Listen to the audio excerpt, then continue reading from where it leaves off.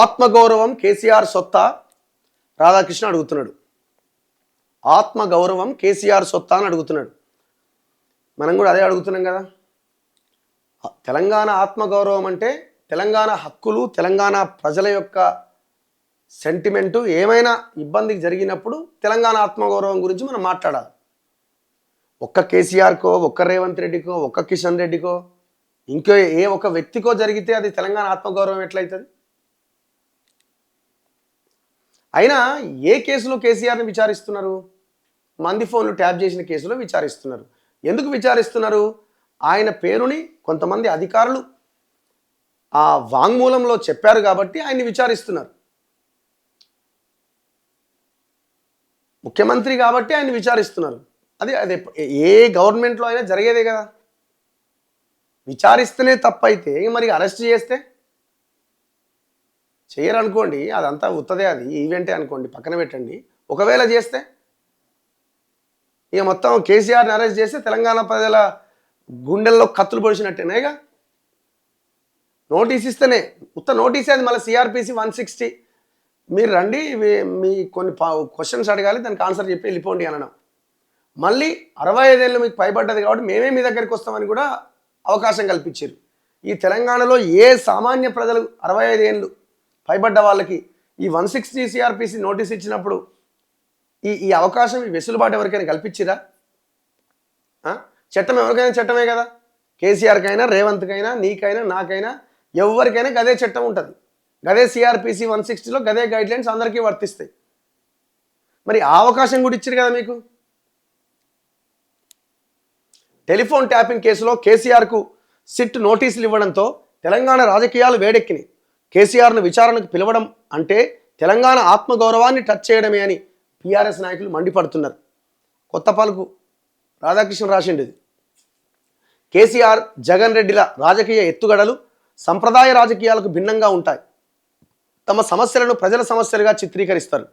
Of course ఈయన only అందరి గురించి రాస్తారు కానీ చంద్రబాబు గురించి రాయడు. అది అది అది ఉన్నదే, మనం కొత్తగా చెప్పాల్సిన అవసరం లేదు. చంద్రబాబు గురించి అస్సలు ఎక్కడ ఆయన తప్పు చేసిండనో లేకపోతే ఆయన ఇదనో అదనో అస్సలు రాయడు. ఆత్మగౌరవం కేసీఆర్ అండ్ కోకు మాత్రమే ఉంటుందా? తెలంగాణ కోసం గతంలో కొట్లాడిన వారికి ఉండదా? అధికారంలో ఉన్నప్పుడు చేసిన తప్పులపై విచారణ చేయకూడదా? కేసీఆర్ అండ్ కోకు కష్టం నష్టం జరిగితే తెలంగాణ సమాజం మొత్తానికి కష్టం వచ్చినట్టేనా? కాళేశ్వరం ప్రాజెక్టుపై విచారణకు ఏర్పాటైన జస్టిస్ పిసి ఘోష్ కమిషన్ గతంలో ఆయన్ని విచారణకు పిలిచింది. అప్పుడు తెలంగాణ సమాజం ఏమి ఉలిక్కిపడలే. కేసీఆర్కు సంఘీభావంగా రోడ్డు మీదకి రాలే. తెలంగాణ తెచ్చిన కేసీఆర్కు ఈ కష్టం ఏమిటని ఆత్మ బలిదానాలకేమీ సిద్ధపడలే. ఆ తర్వాత జరిగిన జూబ్లీహిల్స్ ఉప ఎన్నిక, అనంతరం జరిగిన పంచాయతీ ఎన్నికల్లో కూడా ప్రజలు కాంగ్రెస్కే పట్టం కట్టారు. దీంతో తెలంగాణ సెంటిమెంట్ను మళ్లీ రగిలించాల్సిన అవసరాన్ని బీఆర్ఎస్ నాయకులు గుర్తించారు. ఫోన్ ట్యాపింగ్ కేసీఆర్ హయాంలో జరిగినంత మాత్రాన అందుకు కేసీఆర్ ఎలా బాధ్యులవుతారని బీఆర్ఎస్ నాయకులు ప్రశ్నిస్తున్నారు. నిజమే, ఫలానా వారి ఫోన్లు ట్యాప్ చేయాలని ఏ ముఖ్యమంత్రి కూడా ఫైల్ రాసి సంతకం చేయరు. ఫలానా వారి ఫోన్లు దొంగచాటుగా వినండి అని మౌఖికంగా మాత్రమే చెప్తారు. అంతే కదా. ఎవరైనా లెటర్ రాసి సంతకం పెట్టి, కేసీఆర్ సంతకం పెట్టి ఇవి ట్యాప్ చేయన్నారు కదా. నువ్వు ఫలానా వాళ్ళ ఫోన్ చేయని ఓవరాల్గా మౌఖికంగా చెప్తాడు కనబడ్డప్పుడు. తెలంగాణ ప్రజలు ఆకలినైనా తట్టుకుంటారు, కానీ ఆత్మగౌరవం దెబ్బతింటే తిరగబడతారు. ఈ కారణంగానే నిజాం పాలనలో రజాకార్లను ప్రతిఘటించారు.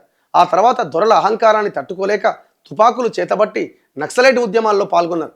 నాటి దొరల వారసుడైన కేసీఆర్కి ఇప్పుడు రేవంత్ ప్రభుత్వంలో మొదటిసారిగా కష్టం వచ్చింది.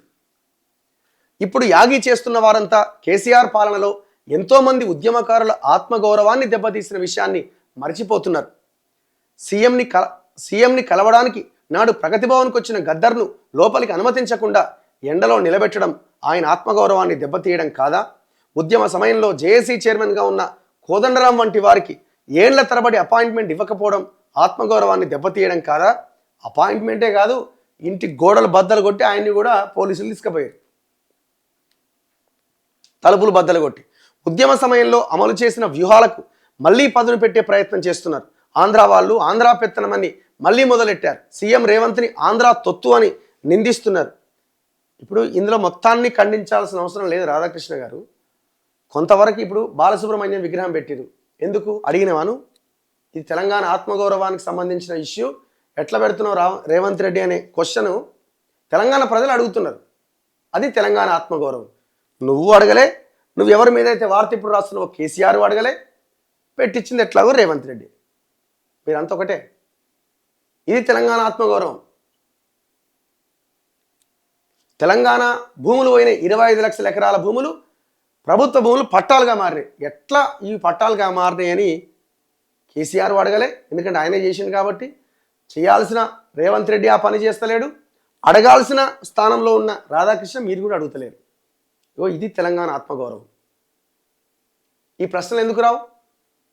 మీరు కూడా ఓన్లీ నాయకులకు సంబంధించిన విశ్లేషణలు తప్పితే ఇన్ని లక్షల ఎకరాల భూములు పోయినాయి, ఎక్కడ పోయినాయి, ఎవడు చేసిండు, ఏం చేసిండు అనే ఆలోచన మీకు ఎందుకు రాదు?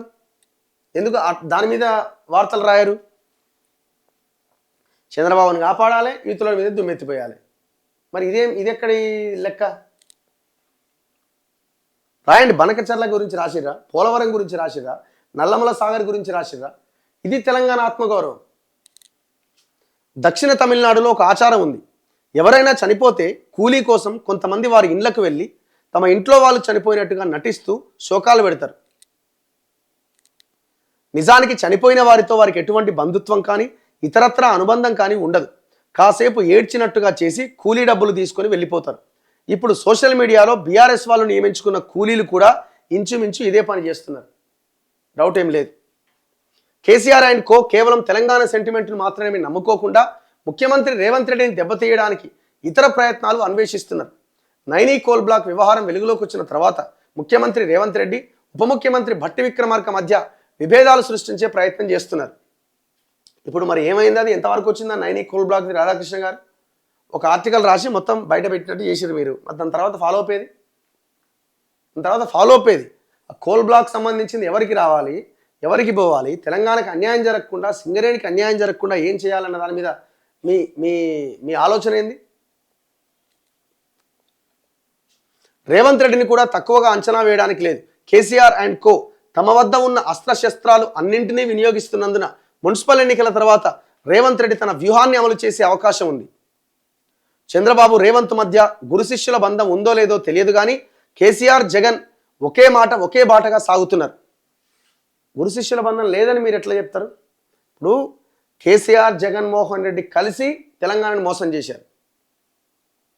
రేవంత్ రెడ్డి చంద్రబాబు కలిసి తెలంగాణను మోసం చేయబోతున్నారా అన్న అనుమానాలు కనబడుతున్నాయి. అందులో భాగమే బాలసుబ్రహ్మణ్యము, ఎన్టీఆర్ విగ్రహాలు, ఈ నల్లమల సాగరు, బనకచెర్ల, వీటన్నిటి మీద కార్యాచరణ. సరే, ఇంక ఇది అమలు కాలేదు. ఒకవేళ కనుక అమలు అయితే కేసీఆర్ జగన్ బంధం ఎట్లా, చంద్రబాబు రేవంత్ బంధం అట్లే అని మాట్లాడుకోవాల్సిన పరిస్థితి. దాంట్లో ఏం డౌట్ లేదు.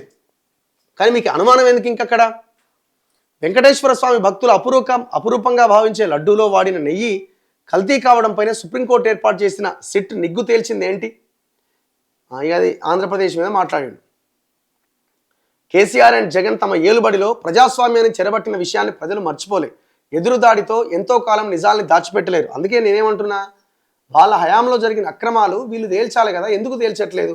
దాని మీద కూడా అడగండి.